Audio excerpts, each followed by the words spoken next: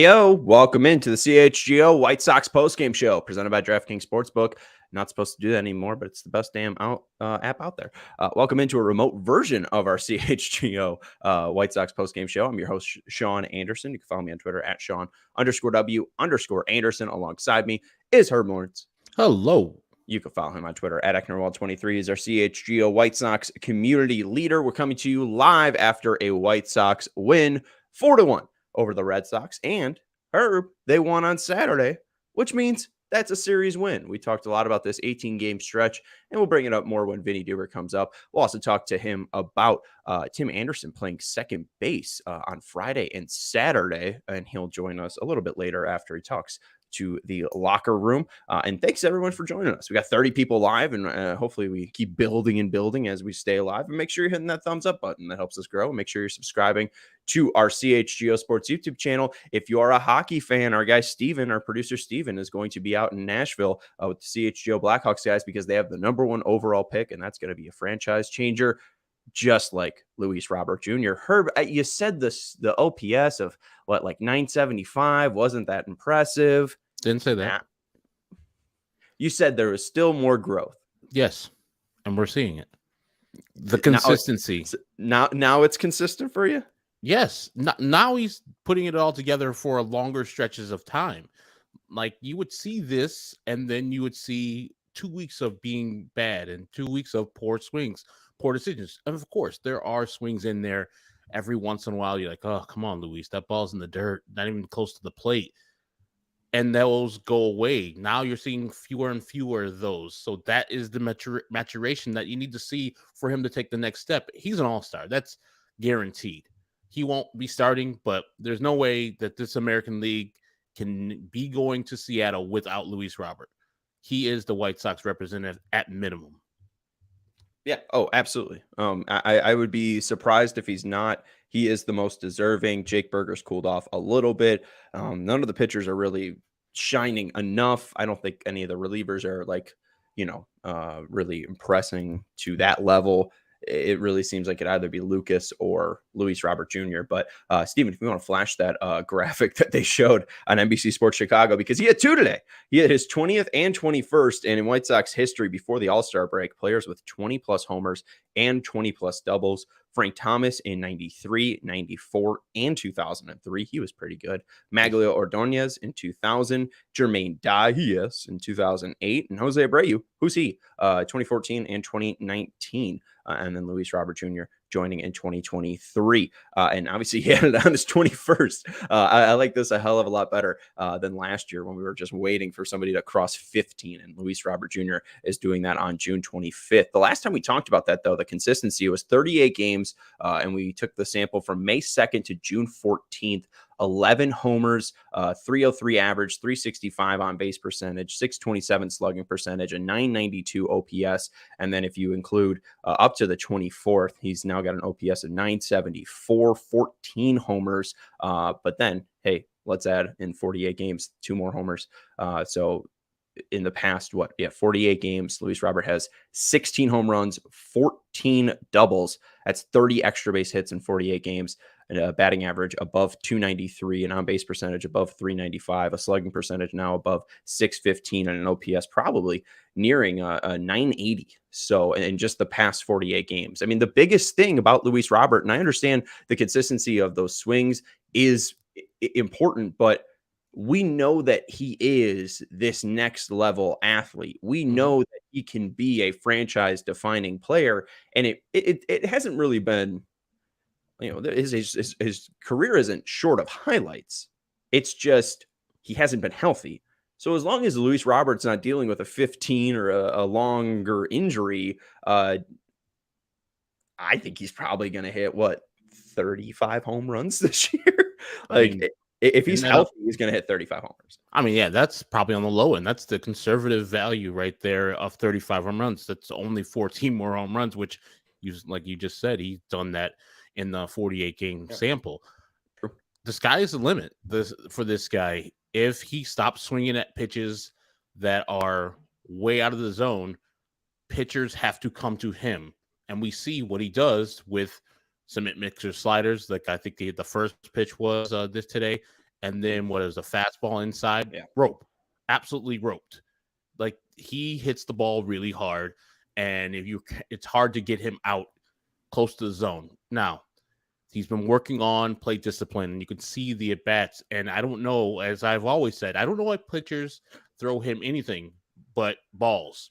Multiple reasons, because he hits, as I said, balls hard in the zone.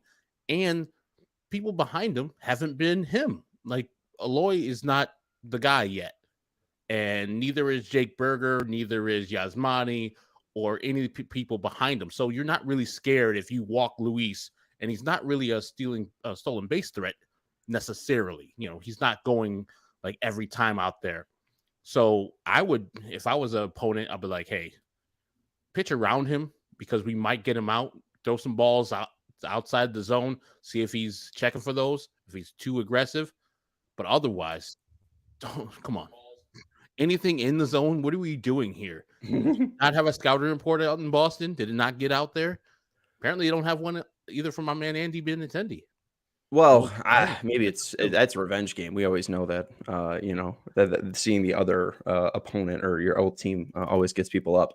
Steven, I did send a graphic in Slack. I just added one more. And shout out to Kellen. He said, "Sean, that chair, bro, is it velvet? I think so. What is it? What is that? Velvet? Beautiful. Green velvet. What's that from? It's from Coming to America. Oh, see, I gotta expand my Eddie Murphy knowledge. I watched Raw. It's insane. But outside of that, like maybe Dr. Dolittle, but I don't even think I've seen that. I know. I gotta. And that's what, Dan Aykroyd, right? What, Dr. Dolittle? No. You're talking about Coming to America? No, that's just him and Arsenio Hall coming as African immigrants to find Eddie Murphy's queen. You're talking about Trading Places. Okay. All right. Which is also a classic. And Sean in the chat saying Benintendi has 20 doubles already. Why don't you flash the Benintendi stats for us, Steven? And we could even, I think, expand these too, if I'm not wrong. But Benintendi, and he made the graphic. Look at Steven leading off for the Sox. Andrew Benintendi as a leadoff hitter since June 17th. 15 hits in 35 at-bats, raised his OP from on base percentage from 336 to 350, and has 5 doubles. I know that we just heard on Twitter that we're too harsh on Andrew Benintendi. Hey, with this game today, Herb, he is now above, or sorry, I think he's now an average major league hitter. His weighted runs created plus, not adjusted for his position, is now major league average. So again, hey, we're seeing this guy on the come up. He's hitting homers, he's hitting doubles. I think he's Barry Bonds. I just want him to be this. If he's not, he's not going to hit 400 in any type of stretch of any significance, but I want him to be around here. And maybe the timing of him switching to leadoff just works out, and he was going to do this anyway. But you see, since he's been at the top of the lineup, he has done well. He's gotten on base and hit the ball really hard. I mean, this series is probably an outlier. As you said, it's a revenge game. The team that drafted him then traded him away. He probably wants a little get back, and he showed them exactly what they're missing. And I saw that you tweeted a guy that was lamenting the fact that the Boston Red Sox lost Andrew Benintendi. You're like, he's a below average player. Calm down. I know he's going off this weekend versus your team, but you need to pump those brakes. And yeah, I would have done the same thing the Boston Red Sox did. There's very few things I would quibble with them as far as their front office and their moves, except for this past year, which, friends, they did some bad things. But I mean, which one sticks out is one you think that's bad? Oh, the Xander Bogaerts. Oh, letting him walk. Okay. Yeah, and letting him because I was about to say, I like Duvall. I'd trade Adam Duvall for Andrew Benintendi. Oh yeah. I would have wanted Adam Duvall. We were still wanting Adam Duvall because he didn't sign until late into the free agent signing period. But yeah, I would say that Chaim Bloom was messing up this offseason, but then he made up for it for signing their best player in Rafael Devers. That man, that's the team. That is the damn team. He is so great with the glove and with the bat, man. I understand why they picked him over Moncada, even though I love Moncada. Well, I think Moncada is an interesting person to bring in here just because we see Benintendi at the top of the order, obviously doing well. We see Luis Robert being the superstar that we all hoped that he would be. But what we haven't seen is the walks from really anybody. Even Benintendi, I know he's been on base, but I think he has 15 walks to 22 strikeouts in the last 40 games, which is a good ratio there. But you'd still like I think the walks up a little bit more. But a 302 average in the last 40 games, 376 on base percentage, 425 slugging percentage, 800 OPS for Benintendi, and all those went up after today.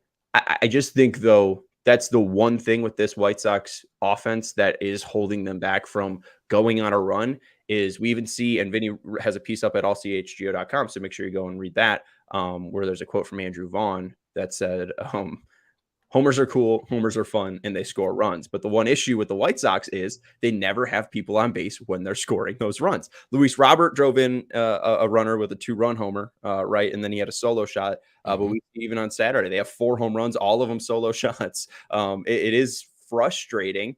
And you look since the 30th when they made that comeback and Andrew Vaughn had that walk-off grand slam, they're 11th in baseball in home runs, 63, and that's not updated today. So they're probably top 10 after today. But the issue is they're 25th in weighted runs created plus, because there's not that consistency. There's not that we're having great at-bats each and every inning. And that's the frustration. Is there is a lot of talent on this team, but I don't think that, again, they're fully healthy. And I don't think that, we love the home runs. Rick Hahn said, ball go far, team go far. But I think that really works when you're like the Braves, who since the 30th have 97 home runs.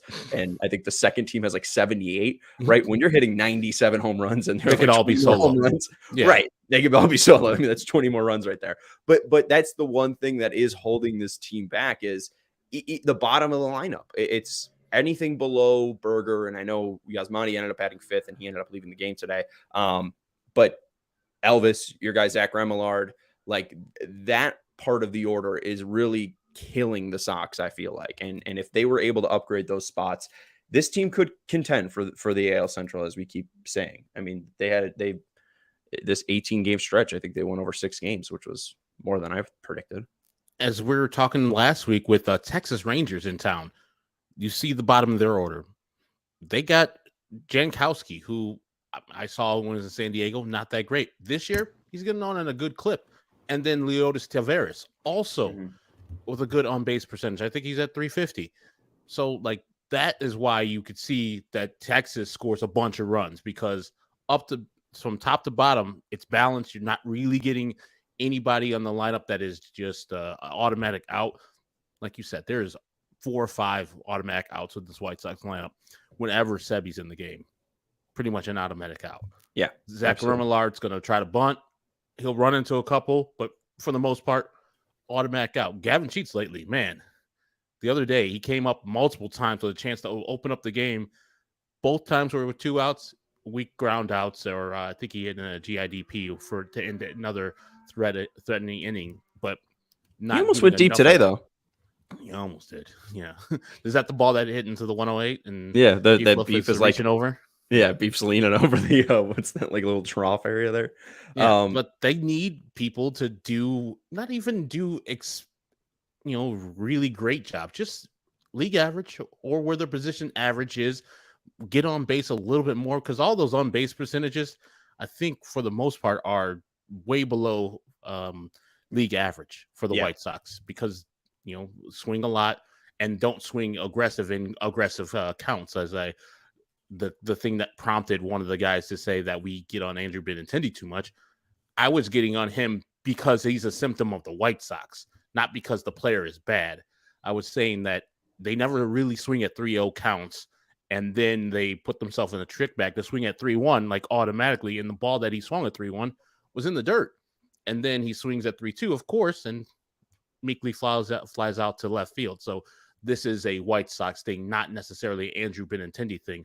But also, I could see him. He's not changing that philosophy from going the opposite field. That is pretty much what he is about. He's going to be trying to go opposite field. So the home runs, the 10 I still need from him, not happening. And that doesn't define the White Sox. If Yasmani Grandal and Yohan Moncada can't get on base, where, we see Yohan having 80 walks and Yasmani Grandal is either walking or hitting a home run. Like, and I'm not fuming that Benny's good. If the White Sox win it is good. Like, I want the White Sox to win. Like, I don't care if Benintendi's good. All I'm just trying to say is that he's performed below average, and what this team needed was not somebody who's going to provide one home run. However, if Yohan Moncada isn't going to be in the lineup, if Yasmani Grandal isn't going to be in the lineup, Andrew Benintendi could take that spot at the leadoff spot. So, like, he isn't a worthless player, and I've never tried to say that. There's just other players specifically that I wanted this offseason. That's still true because, again, I think they need more power if it's only going to be solo shots for them. But I do think that he's found a spot, right? I do think that I'm concerned that they gave him 5 years. I think his athleticism, especially in the field, seems to be draining a little bit. He does have 5 stolen bases. So, like, I don't know. I mean, he's not the problem. I mean, Andrew Vaughn, and I know he's underperforming as well, and Andrew Benintendi's underperforming as well. But the biggest problems on the White Sox are Moncada, Grandal, Jimenez, and TA. Yes. Because even though Eloy's playing right now, we really haven't seen him be that game changer behind Luis Robert.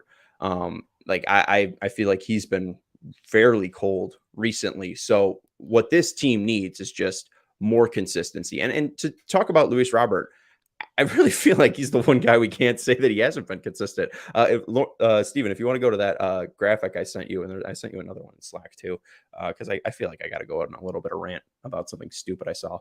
But these are the pitches that Luis Robert has swung at since he got quote unquote benched in that Tampa series in April. And you could see that. I mean, like, he's swinging all the dark red is in the middle of the plate.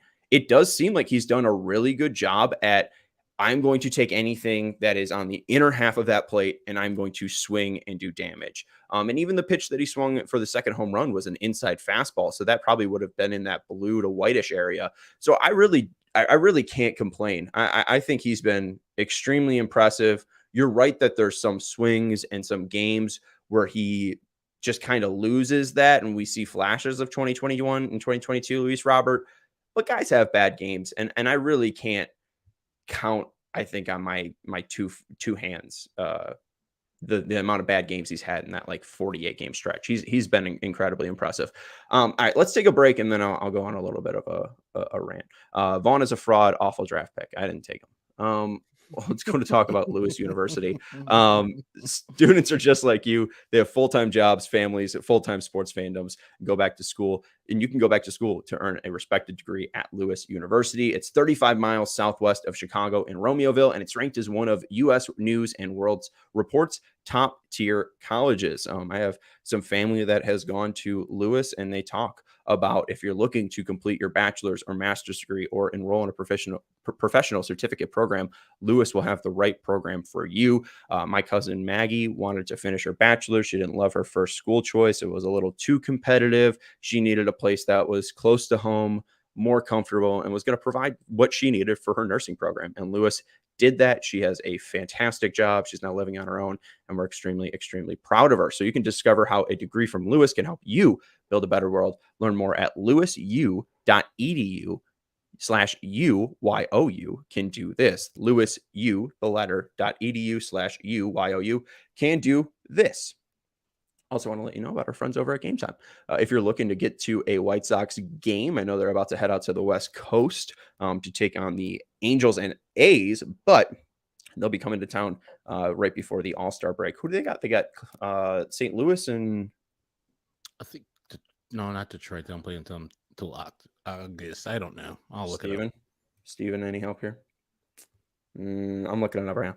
Anyways, if you're looking to get to a White Sox game, Game Time has you covered. Toronto, come on, Toronto, everybody. KPW's Blue Jay, our guy. But you shouldn't be stressed out when you're trying to buy tickets. If you're trying to find them last minute, hunting down the best price, or competing with other buyers for a popular event, Game Time has the fastest and easiest way for you to buy tickets to all the sports, music, comedy, and theater near you. And they have killer deals on last minute tickets and their best price guarantee. So you could stop stressing over the tickets and start getting hyped for all the fun you'll have. Maybe, on that Tuesday game against Toronto, you just have nothing to do and you just want to go to the White Sox game. You can buy last minute tickets with Game Time. You can forget planning months in advance. But if it is a competitive event, you want to get your seat. The Game Time guarantee means you'll always get the best price. So if you find tickets later on in the same section and row for less, Game Time will credit you 110% of the difference. And when Herb found that out, he contacted their support when he went out to Atlanta and got his 110% of the difference in under 12 minutes. They are going to help you get the best deal so you can not stress and enjoy the game. Snag the tickets without the stress with Game Time. Download the Game Time app, create an account, and use code CHGO for $20 off your first purchase. Terms apply. Again, create an account and redeem code CHGO for $20 off. Download Game Time today. Last minute tickets, lowest price guaranteed. We got Vinnie Duber joining us. Look at the timing there. Hey, Vinnie. Hey, guys. How are you? CHGO White Sox beat writer Vinnie Duber on Twitter at Vinnie Duber, and you can read his latest piece up at ALLCITY talking about the 4 solo homer game that the White Sox won on Saturday, and then Elvis Andrus driving in the game-winning run. Again, you can read that up at allchgo.com. We're doing good. We've been talking a lot about just Luis Robert. He's been incredible. Another 2-homer game today for Luis. Was there any talk in the clubhouse just about how much of a game changer he's been this year, or just, really since May? Yeah, I mean, listen, I think this is the start of, obviously, you need to put it together for a whole season, but this is the start of what we long heard about Luis Robert Jr. kind of coming to fruition, right? I mean, we heard the 6-tool player, the guy who could carry a lineup, the guy who could be one of the best players in baseball. And here you go and look at the home run leaderboards in the American League, and he's right there with some of the best players in baseball. The emphasis from Pedro Grifol postgame, to saying how much of how definite it is that he is all-star caliber, talking about Luis Robert Jr., talking about what he does in the outfield and how easy he makes it look. I think, that's really kind of been the evolution here. It's not, 3-4 years ago, it was the potential of this guy. Look at all those tools. And now he's showing it, and he's making it look really, really easy, because we've been talking about it for a long time, how easy he makes center field look this year, and I think he's starting to do that on the other end with the bat also. So a lot of talk about the work that he's put in, the stuff that we heard about earlier in the year, the work on pitch recognition, the work on plate discipline, that kind of thing. Pedro Grifol says it's gotten heavier. It's increased. He's doing it more and buying in more than he ever has before to that work. It's paying off. You can see it at the plate. So between what he's doing in the outfield and what he's doing at the plate, I mean, he looks like that guy that everybody was talking about for the longest time. What Luis said is not that anything's really changed all that dramatically, but he's out there every day. He's on the field. I don't think it takes a rocket scientist to figure out that a guy doesn't get hurt real bad in the season and he's going to have, a better shot at consistency. That's what's happened with Luis Robert Jr. He's played in almost all the games that the White Sox have played this year. No IL stints like his teammates keep running into. He's finally healthy, and he's finally, being able to rack up the at-bats, rack up the games. And this is what Luis Robert Jr. can do when he's physically able to be out there on a regular basis. And Vinny, I saw your report before the game, but I wanted to talk about this bullpen game that happened today with Tanner Banks, Jesse Scholtens, Aaron Bummer, and of course Keenan Middleton coming in and doing the job today versus the Boston Red Sox. It seems like we might have to see more of this before the first half ends. Yeah, it doesn't seem, at least reading the tea leaves, it doesn't seem super likely that Mike Clevenger is going to make another start before the All-Star break. We know that Liam Hendricks won't be back before the All-Star break. The thing with Clevenger, while he might get healthy before the All-Star break, he's a starting pitcher. You got to make sure that he's got that stamina in him, that he's got the workload, the capabilities to handle the workload that a starting pitcher needs to handle in a given game. Pedro Grifol phrased it as, you're not bringing him back to throw an inning, you're bringing him back to make starts. So if all of that takes longer than the 2 weeks less they have left before the All-Star break. Yeah, exactly 2 weeks, I guess, before the All-Star break hits. Then you're probably seeing a couple, his rotation spot coming up a couple more times. So the thing is, boy, did that work out swimmingly today for the White Sox. I mean, that was about as good as you could have asked for. Jesse Scholtens was fantastic. But even Banks, only allows the one run when he gets in trouble early in the game, and the guys cleaning it up at the end as well. Pedro said that the only guy that didn't pitch today who was available to pitch was Touki Toussaint. So a lot of those late inning guys that the White Sox have used so effectively over the last couple of months were not able to pitch today. He wasn't going to be calling on Kendall Graveman or Joe Kelly after they pitched just yesterday. So it was like I said, about as good as that could have worked out from a scripting standpoint for the bullpen day. And it gives the White Sox confidence, and it should give White Sox fans confidence that can be replicated to some degree the next time Clevenger's spot comes up. So I asked it earlier in this series. It was an option that Jesse Scholtens might have been the one who started.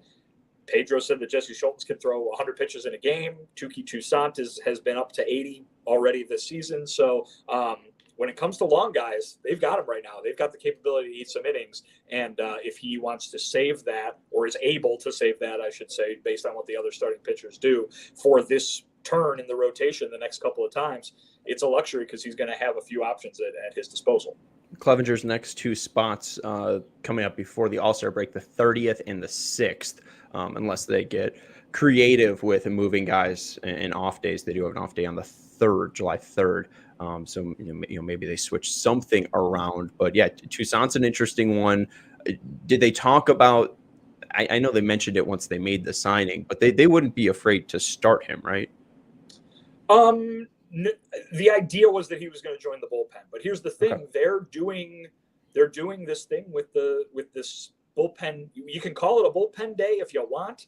You can call it a spot start if you want. It seems like the truth kind of lies somewhere in the middle, right? Where they've got their long guys. They're going to use them as they're effective. They're going to use them for the matchups that they want. It was, Pedro didn't announce that starter until today, that Banks was starting until this morning. Basically, the idea being, let's see what kind of lineup, that the Red Sox run out there in the first two games, what to create the best matchup. So I don't think that it's necessarily like a power ranking type thing. Like Banks is better than Scholtens, so we're going to start Banks. I think it's very much matchup based, like he would do when he's calling on relievers late in the game. But it doesn't really matter as long as you get the outs. And these guys are not going to be dubbed quote unquote starters. They're just going to say they're the long guys. They can eat the innings. Go ahead and do that, even though it's not conventional. It's what's working, or certainly what worked today, and what they think can work again if need be. And today we see Tim Anderson not in the lineup again. And then this past weekend, he was at second base in the second hole after a late scratch on Friday. What was Pedro's reasoning of putting him firstly at second base, and then why the scratching of today? Why didn't he play today? Well, it wasn't scratched today. He just didn't play. Wasn't in. So, okay. Yeah, just to clear that up. But yeah, this has been kind of a weird saga over the weekend here. Obviously, last week, since that Saturday game in Seattle, Tim wasn't feeling well enough to play the field, and then that was supposed to be the case again on Friday for the first game of this Red Sox series.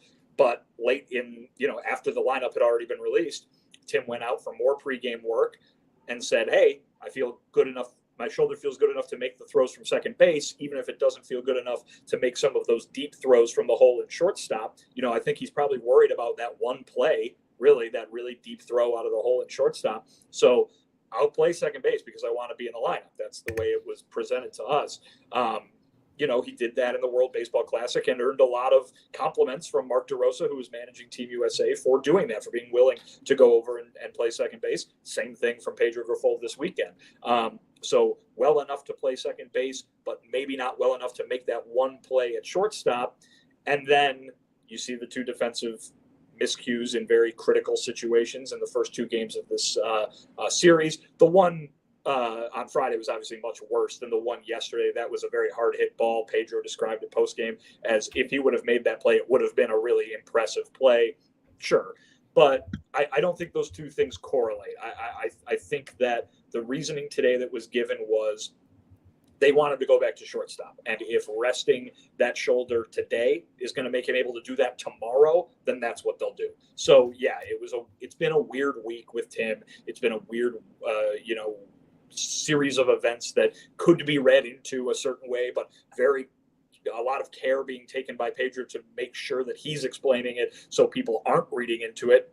Good luck with that, Pedro. But still, the idea being that shoulder's just not 100%. It's probably not going to be 100% for a while, but they're looking to get it to that point where Tim feels confident that he can make all the plays that he needs to make as a shortstop. Did they give a percentage? I mean, that seems no. That's not really difficult. how this works. Yeah. All right. Yeah. I mean, it's just it'd be nice to have a benchmark to understand where he is, because again, they're talking about not wanting to put him on the IL and it not being that serious, and obviously they're well past that because they really can't retroactively put him on. But he can still run and hit too. I mean, if it's a situation where they go to Anaheim tomorrow and he's still not feeling confident making that play at shortstop, they don't want to put him at second base again because they just want him to get well enough to play shortstop, then you might see him pinch hit in the game. You might see him. Could you see him DH? No, that was asked Okay. over the weekend. That was asked. Could he DH? He could physically DH, but I think Pedro doesn't like the idea of taking another regular's job away. Moving the pieces around, kind of thing. Like, hey, we want, if it's Eloy to be unaffected by what Tim's going through, kind of situation. So, or if it's a day where the matchup allows both Eloy and Sheets to be in there, you don't want to, remove one of those big bats if you don't have to, just because of what Tim's going through. So, when it comes to this whole, everybody's so mad that they didn't put him on the IL thing, I think their explanation still applies in that, hey, they were able to get something out of him during that 10-game span, and that's better than nothing.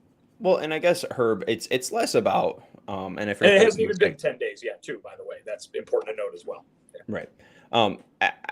I don't know. I forget the exact word you used there, Vinny, but I don't know if I'm upset or up in arms about the TA not being on the IL, Herb. It's just more our concern is that it's kind of the trend we saw last year, right? And we wanted them to, learn from those mistakes. And this does seem to be teetering on those issues, even though, again, he doesn't seem too hurt not to perform at second base in the past 2 games. He does just seem really off. I mean, that's kind of been clear about Tim Anderson this year. Correct. And I don't know what that stems from. Injuries, other stuff, doesn't matter. But I would want him to be playing at the optimal point that he can play. And if that means they think that he can play and help them out in the games that he's not 100%, and I'll put those in quotes, healthy, cool. I'm fine with that as long as he performs. He hasn't been performing. That's the problem.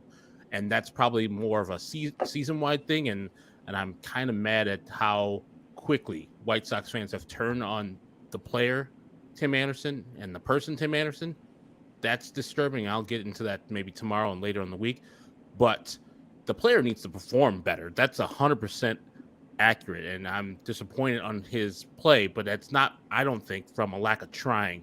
I think he is injured more than he's letting on. And he's not driving the ball, as we can see, as he usually does. So I think, yes, I would rather him be on the IL and get the proper rest, but I am not their trainer. I am not the White Sox staff, and I'm not TA. And maybe he doesn't want to be on the IL. He thinks he can help the team much more from being in the lineup and being more active. And, even if that's just like leadership on the bench, he feels more engaged in the game when he's actually in the game. That stuff I can hear. But other than that, I would prefer him to be well rested and feeling that shoulder would be a little better in the growing to be like a non-factor anymore. And sorry to cut you off. And Vinny, obviously Tim's been struggling, and then we see Yasmani leave the game today. A little less concerning than if it was a non-contact injury. It makes sense why he had to leave the game. He gets a foul tip back off the chin, and then I think the White Sox said that it was a jaw contusion that had him leave. Did Pedro give an update? Just hey, we don't want him playing through that if he's uncomfortable, or is it a little bit more serious? Well, I think, and here's Pedro's catching experience coming in to describe what was going on. It's not that Yasmani couldn't play after getting a ball off the face. It's that this is what Pedro said. What happens if another ball hits him there? And then all of a sudden it's a more serious thing. So this was very precautionary. Just take him out. Don't have him sitting back there worrying about what happens if I, do I have to move my head? Do I have to change the way I play? So it was very precautionary taking him out. I did ask if it's something that would keep him out, moving forward. And Pedro said too soon to tell. They're going to do some more, evaluating and figure out exactly what's going on. Yeah, well, and they got a lot of consistent games. Again, their next day off isn't until next Monday. So, Sebi catches. Who's pitching tomorrow? It'd be Lucas, Cease or Kopech, one of the two. Kopech. Yeah. What's in? Okay, and Yaz is kind of a mix between Sebi and Yaz, right? Because I think Gio is mostly caught by Sebi. I mean, I know Lucas has almost exclusively been caught by Sebi. I don't have the other numbers in front of me. Okay.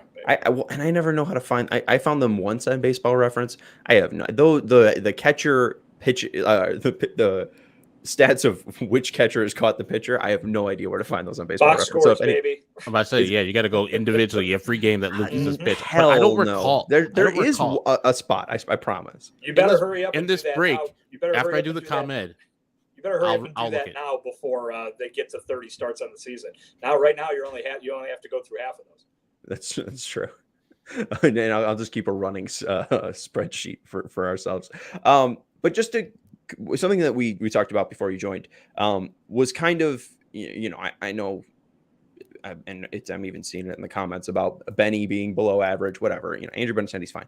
And as Herb shared the stats, I mean, ever since he's been in the leadoff spot, he's been excelling. But again, it's not really the issues with Andrew Benintendi or Andrew Vaughn, even if they're performing below major league average for their positions. Again, it's the core guys, and no Tim. Yasmani seems to, obviously this was kind of freak, but he seems to be dealing with back issues flaring up, all throughout some point of the week. Yoan, obviously it doesn't seem like he's going to return before the All-Star break. Correct me if I'm wrong there. And then Aloy, it really feels like he hasn't found his consistency. So, I mean, it does feel after this 18-game stretch, if they're able to find any consistent production from those four, we could see this team go on a run. I don't know what the news is about Yoan or Aloy here, but I know they're probably looking for more consistency out of those guys. And obviously Yoan's hurt. Yeah, of course. I mean, listen, you don't have to even, excuse the Andrews from this. Andrew Vaughn was the third overall draft pick. Andrew Benintendi got a 5-year contract. They're part of the core. Absolutely. Right. I get you're referring to those 4 or 5 guys who have been here for a while, but, yeah, I mean, that's been the case all season long, is that the guys who are supposed to be carrying the offense, with the exception of one guy, aren't doing it. Luis Robert Jr. is having an all-star caliber season. Where's everybody else? Yoan Moncada's been hurt all year, and that doesn't seem to be clearing up anytime soon. There's been no specifics or timelines given as to when Yoan might be coming back. You've got Aloy, like you mentioned, has been up and down with the injuries. He's failed to, get in a groove. But Tim has had a terrible season for him personally, and Yasmani is, not really doing great. He's doing fine, certainly much better than he did last year. But yeah, it's the main guys. That's the big problem. You can point to Jake Berger and say, "Oh, what a surprise Jake Berger has been," and that's great. But Jake Berger was not the guy who this team was built around. There were 5 or 6 or 7 other guys who this team was built around. And for the most part, all but one of them are really kind of failing to get the job done. And now Andrew Benintendi has been doing better of late, but you can't point to his season as a whole. In fact, just talked to him down in the clubhouse, and he's not happy with what he's doing, even though things are improving. So from a production standpoint. So, yeah, none of these guys are really doing what they're supposed to be doing, with the exception of Luis Robert Jr. And, there you go. There's your story right there. That's the story of the season, because the pitching staff's been great for the most part. Obviously, no one was great in that first month, but since the end of April, pitching staff has been fantastic. The offense has not. And call it lack of consistency, call it just lack of production. It's the story right now as to why this team is still where it is. 11 games under 500. They're only 6 out of first place. So like you said, a run, and they're a playoff team potentially, but if there's going to be any indication of them doing anything in October, which of course is what Rick Hahn said would be a consideration when this team is making their decisions regarding the trade deadline. They're going to have to get a lot more consistency from a lot more guys in the lineup. Absolutely. Let's take a quick break, and we appreciate. Oh, go ahead. Go ahead. Oh, I was going to take a break. I was just going to ask Vinny. I was going to ask him to speculate on something, Pedro's well-being, if he's fine or not. It's been a tumultuous year already for him in his first 3 months as a manager of Major League Baseball. I don't know if you know the man like off the field or anything like that. How is he doing? Like, because that I think is a big time deal, because the mental strain that we've already as fans put him through and his team has put him through. Man, I would not want to be in his position as of June, whatever it is today. June 23rd, June 25th. Yeah, I mean, I think from a well-being standpoint, he seems fine. This is a guy who, much like we talked about with Tony La Russa, right, has a different personality post-win as he does post-loss. But usually in the pregame, he's as smiley as Pedro can be, and joking around with us sometimes. So it's not like he's dour because of the state of the season. From listening to him talk, that he's very much, focus on the new day, focus on each individual day. These guys preach, don't get too far ahead or too far behind. When it comes to being in the moment and doing your job.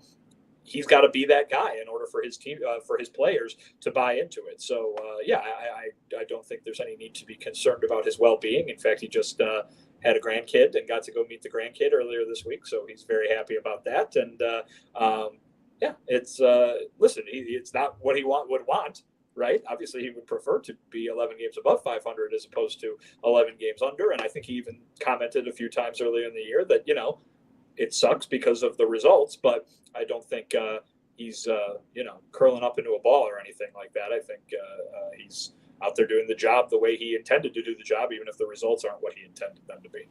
Yeah, and even though Rick Hahn said that about the quality of them being contenders, and I know that, right now they're 6 games back, but they just won 2 out of 3. I mean, that's got to feel a little bit better. I mean, it really just seems like, you take 2 steps forward, 2 steps back in the AL Central. I mean, you have a nice stretch here in the West Coast, and they'll probably be 3.5 games back.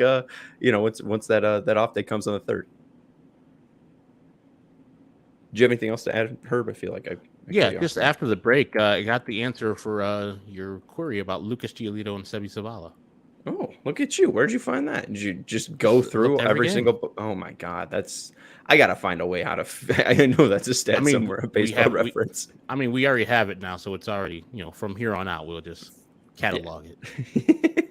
Want to take a break and let you know about Goose Island Beer Company. CHGO is supported by Goose Island Beer Company. They've been Chicago's beer since 1988. We love the 312 Wheat Ale, the Full Pocket Pills, Tropical Beer Hugs, and they have that nice sampler where you can get 3 of the tropical beer hugs, the juicy IPA, the hazy IPA, and the neon beer hug. So go check those out at your local alcohol or liquor store or Jewels. And they also have the Goose IPA, which is a 6-time medal award winner at the Great American Beer Fest. Grab an ultra fresh brewery exclusive beer at Goose Island's original Brewhouse on Clybourne Avenue in Lincoln Park, or from their tap room on Fulton Street in Westtown. Goose Island Beer Company, Chicago's beer. Hey, Sean, the ComEd Energy Efficiency Program is committed to helping families and businesses in the communities they serve, helping manage energy usage and lower energy bills now and into the future. Herb, I heard about ComEd offering a wide variety of incentives on lighting and other efficiency upgrades to commercial, industrial, and public sector customers of all sizes across the territory. And ComEd offers free facility assessments that can help find energy saving opportunities, like for HVAC systems, commercial kitchen equipment, or industrial processes. How does that work, Sean? Well, an authorized engineer will work with you to develop a detailed assessment plan specific to your goals and needs, and these can be done in person or virtually and last approximately 2 hours. Within 3-4 weeks, customers will receive a report detailing energy efficiency project they could start working on immediately, and each recommendation will include estimated energy savings, cost savings, project costs, potential incentives, and simple payback. If you own a business, do not wait. Get started saving money and energy today. For energy saving tips, lighting incentives, or to schedule your free facility assessment, go to ComEd.com/poweringbiz. Is that ComEd.com/poweringbiz? You're Sean? 100% right, Herb. That's ComEd.com/poweringbiz. Thank you to everyone for hanging out with us. We got 75 people in the chat, and appreciate Baloney and Joey saying hit that thumbs up button.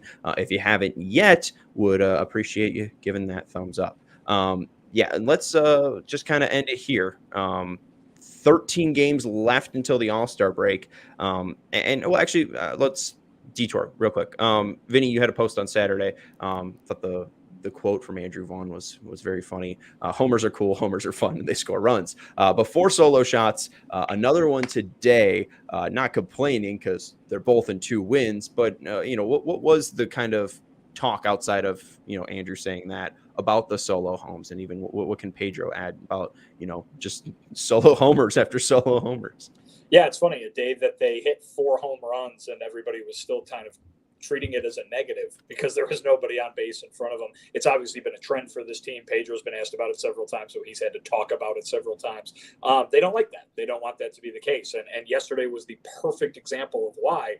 You get, even if 2 of those home runs are 2-run homers, there's no sweating that win out in the 9th inning. But they only score 5 runs, or they only score 5 runs in the game. Going into the 9th inning, they only have 4 runs on 4 solo homers because nobody was on base in front of it, and one screw up by I don't even want to put it on Graveman, but just one screw up by the team in general. And it's a tie game in the 9th inning, and it doesn't have to be that way. It shouldn't have had to be that way. That should have been a 6 or 7 run output for that team at the least, rather than, hey, they've got to get a walk-off hit in the bottom of the 9th, benefit from their own error at first base. I mean, hey, what if the Red Sox just make that play at first base? They're going to extra innings, and who knows what happens. So they don't like that there's nobody in front of these home run hitters. They're trying to make that happen. They're trying to get that to work. They're doing work on it. They're working on the offense. Pedro has a message that he's given to these guys for a mentality that you can go read in that story. It's kind of a longer quote, so I'm not going to dive too far into it. But then I'll just talk about they don't want ground balls either.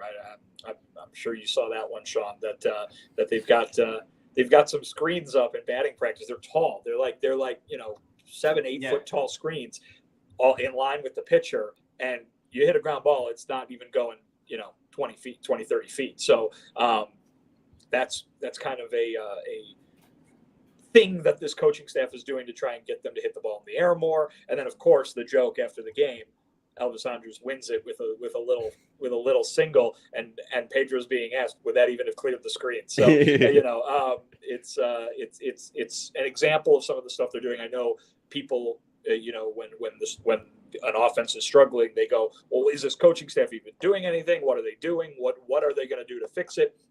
We always tell you, of course they're working. Of course they're trying to fix it. That's their job. We can rarely provide those really specific details. Those are a couple of the really specific details that might be of interest to some folks who are asking those questions about a team that is still only scored 10 runs in 3 days here against the Red Sox. That's even lower than their runs per game average on the season, which is already one of the 6 lowest in baseball. So, even though the home runs are coming, Luis Robert is one of the home run leaders in the American League, this offense is not fixed. And they're still working on trying to get it fixed and get it going.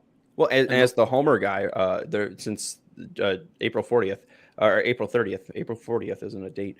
April 30th. They're 11th in homers in Major League Baseball, and that's probably top 10 now after the 2 from Luis. 25th in weighted runs created plus, and then 28th in on base percentage. So the homers are there, but no one's getting on base. So they're the worst on base percentage in baseball as of yesterday, or going into yesterday. So I don't know if that's changed over the last 2 days, but they didn't put a ton of guys on base, even with scoring some runs the last couple of days.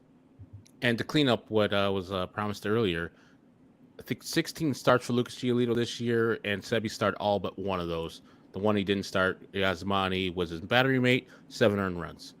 Every other start Lucas has had is the highest is 4 earned runs. All right. There you go. Thank you, Herb, for finding that. Very nice. So Lucas, that was the second game of the year that Yasmani started versus the Pirates. And Lucas is like, nah, I'm good. That's not going to work out for him. All right. Let's I'm so sorry. I was in the YouTube. I have our YouTube open. I So got I you. was looking at the YouTube feed and I still had Herb talking. And I was like, I can't hear Herb. What the hell's going on?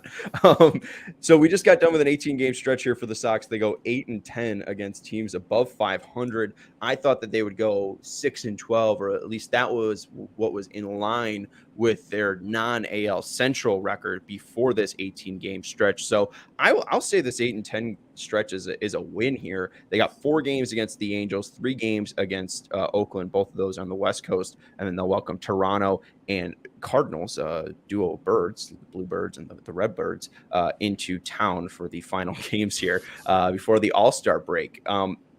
Right now, 11 games under 500, 12 games, 11 games under 500. Where do we think they'll be after these 13 games? Is it tough? Because, I mean, I know St. Louis is underperformed. Toronto isn't atop of the AL East, but any AL East team it has been difficult, and the A's are the A's.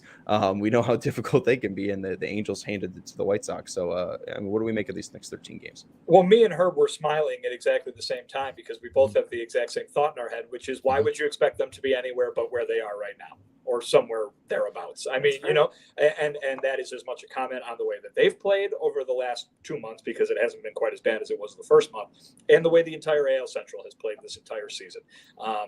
At the end of the next 2 weeks, it should be the expectation of everyone that they are exactly where they are from a, you know, below 500 standpoint, and exactly where they are from a how many games out of first place they are standpoint. Because what would give you any reason to believe any otherwise? The White Sox have, for the most part, not been very good, but they have been better, and so therefore are kind of middling around where they should be. Meanwhile, the Twins are not necessarily doing anything that would lead you to believe that they're going to go on a big long run and bury this team either. So anything but that, I think, Herb, should be considered a surprise. And of course, that's why they play the games over the next 2 weeks and always.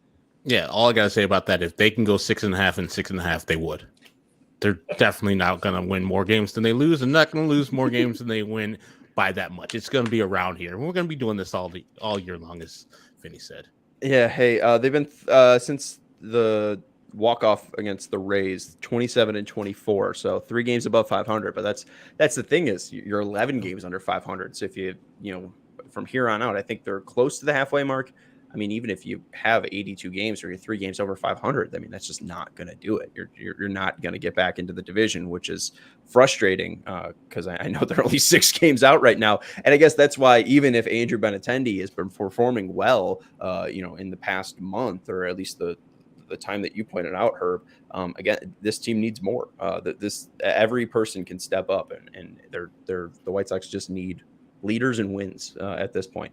Anyways, that's going to do it for the CHGO White Sox postgame show. We appreciate everyone hanging out with us, and make sure you hit that thumbs up button and hit that subscribe button before you dip out. That's Herb Lawrence. You can follow him on Twitter at Eckner123. He's our CHGO White Sox community leader. That's Vinnie Duber. He's our CHGO White Sox beat writer. You can follow him on Twitter at Vinnie Duber, and you can read his latest piece up at allchgo.com, talking about the solo homers and some of the new things they're trying to implement into batting practice. And I'm Sean Anderson. You can follow me on Twitter at Sean_W_Anderson. You can follow the show on Twitter at CHGO_White Sox. Thank you, Stephen Nicholas, for producing the show. We got a pregame tomorrow for Angels, White Sox, and a postgame as well. So make sure you join us then at like 8 o'clock for Angels, White Sox pregame. Bye.